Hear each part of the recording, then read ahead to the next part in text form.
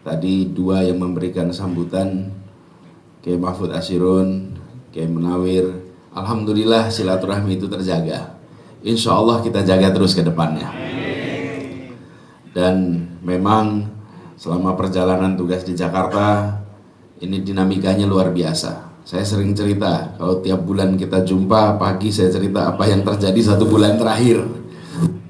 Perkembangan 1 bulan terakhir. Selama bertahun-tahun kita silaturahmi terjaga, dan alhamdulillah tantangan yang ada di kota ini itu memang luar biasa.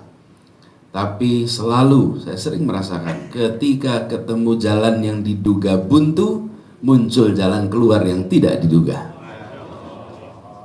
Berkat doa dari semuanya, doa orang-orang ikhlas yang tidak pernah terlihat, yang tidak pernah interaksi. Dan itu benar adanya. Saya banyak sekali kisah-kisah, pengalaman-pengalaman di mana kita sudah merasa tidak ada, ini kita menduga buntu, ternyata muncul jalan-jalan baru. Jadi saya merasa bersyukur bahwa selama ini berjalan bersama diiringi dengan doa dari semua, insya Allah membuat Jakarta maju, warga bahagia dan berkah tempat ini. Insya Allah ini bisa diteruskan. Nah, ini ikhtiar kita bahwa Jakarta tidak boleh jadi kota pinggiran di dunia. Jakarta harus jadi kota contoh untuk dunia. Dan alhamdulillah sekarang mungkin kita tidak menyadari, dunia menonton Jakarta, belajar dari Jakarta soal perubahan transportasi di kota ini. Dan itu betul, bukan sesuatu yang kita, kalau mau dicontoh itu bukan kita yang bilang, mereka yang bilang. Jadi Jakarta jadi contoh kota dengan perubahan transportasi terbesar di dunia, itu Jakarta. Dari sehari cuma 350.000 kendaraan umum, sekarang sudah sampai 1 juta naik kendaraan umum dalam waktu 3 tahun. Lompat dari kendaraan umum hanya men-cover 40% wilayah, sekarang 90% wilayah Jakarta tercover kendaraan umum. Jadi kenapa itu dilakukan? Insya Allah kalau itu terus, polusi di Jakarta akan turun. Mudah-mudahan nanti kemacetan di Jakarta juga akan turun. Tapi dari ceritakan, alhamdulillah kita bertahap yang dilakukan. Saya mau terusin yang diceritakan oleh Pak Munawir, yang namanya ruang limpah sungai di sana. Itu memang barang baru pertama kali ada di Indonesia. Tempat dimana kalau musim hujan nampung air, kalau musimnya airnya turun, tempat untuk warga bermain. Jadi tempat itu bukan waduk isinya berair terus. Itu adalah tempat kalau air lagi naik dia nampung, kalau air lagi turun dia tempat untuk semua orang main. Kalau tidak mubazir tempat itu. Kita beli tanah besar-besar, lalu tempat itu kosong tidak dipakai, sementara hujan ekstrim setahun paling 10-15 kali. Sisanya dipakai warga. Nah, ini sebagian dari yang kita lakukan, tapi saya ingin cerita sedikit. Bertugas jadi gubernur Jakarta itu berat. Beratnya bukan karena pekerjaan. Kalau pekerjaan saya tidak, insya Allah tidak berat. Beratnya begini Pak, ini yang mungkin tidak banyak yang merasakan, tapi saya merasakan.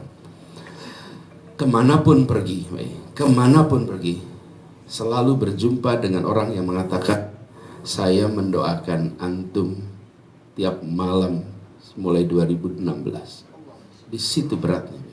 Kemanapun, di Jakarta, di luar Jakarta, selalu ketemu dengan orang yang mengatakan, saya kalau malam mendoakan antum. Di situ beratnya. Di situ tanggung jawab yang terasa besar. yang saya temui sepanjang perjalanan ini. Semua orang yang menceritakan saya dulu begini Pak, saya dulu begini. Itu yang menyebabkan kenapa tugas di Jakarta ini bukan soal pekerjaannya, tapi soal titipan amanahnya dari begitu banyak orang. Karena itu saya berterima kasih sekali didampingi, dijagain, didoain, sehingga alhamdulillah insya Allah seminggu lagi tuntas, mudah-mudahan husnul khatimah. Tanpa itu semua yang saya lewati ini bukan hal yang sederhana. Dan ini sekalian saya rasakan sekali para ulama, para kiai, para habaib, perjalanan yang 5 tahun tidak menjadi perjalanan yang panjang, tapi terasa seperti berjalan dengan cepat. Dan ada 2 tahun di mana itu dihabiskan untuk menghadapi COVID. Kita semua merasakan itu. Dan alhamdulillah ini sudah lewat. Mudah-mudahan ini semua nanti berujung dengan kebaikan. Oke, kita ini, saya bilang ini bukan tipe Nabi Khidir. Kita ini tipe Nabi Musa. Kejadian dulu baru tahu hikmah. Nah, kalau tipe Nabi Khidir belum kejadian sudah tahu hikmah. Insya Allah ini semua membawa hikmah bagi kita semua. Hikmah yang baik. Jadi kita lewati itu, saya ingin sampaikan kepada semua, insya Allah yang dijalankan di Jakarta ini dengan memegang amanah sebaik-baiknya. Dan itu juga kenapa di Jakarta sekarang dibebasin PBB. Saya itu khawatir sekali kalau tidak dibebasin, nanti orang yang hari ini punya tanah di Jakarta dalam waktu yang tidak terlalu lama pelan-pelan pada kegusur pindah ke luar Jakarta. Kenapa? PBB-nya naik terus tinggi sekali. Makin tinggi ini PBB-nya naik, kata pemerintah, ini pendapatan asli daerah. Iya, itu penyingkiran sopan orang miskin.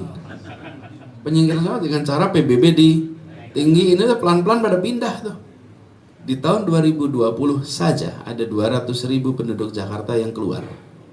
Dalam 1 tahun sekian. Rumah itu kebutuhan hidup, bukan kegiatan produksi. Yang dipajak itu kegiatan produksi. Yang menghasilkan baru dikasih pajak. Kalau tidak menghasilkan kenapa dikasih pajak?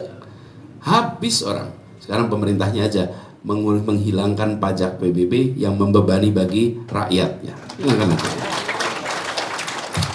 Nah, alhamdulillah sekarang ini di Jakarta cuma 15% rumah yang bayar pajak. 85% rumah di Jakarta tidak bayar PBB lagi. Kalau bilang 85% kira-kira siapa itu? 85% kita-kita inilah. Kita-kita ini tinggal 15%. Siapa 15% itu? Nilai rumahnya yang harganya tinggi. Itu pun masih dibatasin. 60 meter pertama 0. Karena sebagai manusia semua membutuhkan tempat untuk tinggal, tidak boleh dipajakin. Ini prinsip-prinsip sederhana yang insya Allah nanti dibawa dalam perjalanan ke depan. Tapi siapapun yang nanti akan tugas di Jakarta, saya akan titipkan, tolong dijaga agar rasa keadilan jangan hilang di kota ini. Saya kemarin ketemu dengan para lurah, seluruh camat. Pesan saya mereka satu, jangan berhenti membela yang kecil, jangan berhenti membela yang miskin. Karena di Jakarta ini pemerintah hadir untuk membela yang kecil. Kalau yang besar-besar bisa nelpon siapa saja. Yang kecil-kecil itu tidak bisa minta tolong kalau pemerintah tidak menolong. Pegang itu sebagai pegangan. Itu pesan untuk para lurah, para camat pada saat kita jumpa kemarin. Tapi sekalian para kiai, para alim ulama, izinkan saya mengakhiri dengan memohon maaf apabila ada khilaf, ada salah di dalam menjalankan amanat selama. Mungkin salah kata, salah tindakan, WA yang tak terjawab, pertemuan yang tak terjadi, undangan yang tak terpenuhi, mohon dimaafkan. InsyaAllah Allah nanti akan mengampuni kita semua. Dan kami berharap silaturahminya terus dijaga. Terima kasih, kurang lebihnya mohon dimaafkan. Allahumma fiq ila aqwamit thoriq. Assalamualaikum warahmatullahi wabarakatuh.